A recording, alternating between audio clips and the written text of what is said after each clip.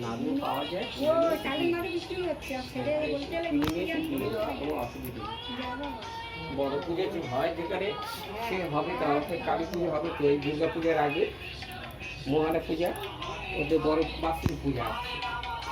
রাম রাম রাম হরে হরে, হরে কৃষ্ণ করো বাবা, হরে কৃষ্ণ করো, ওরকম করো, ওরকম পারো, ওরকম পারো। দাঁড়া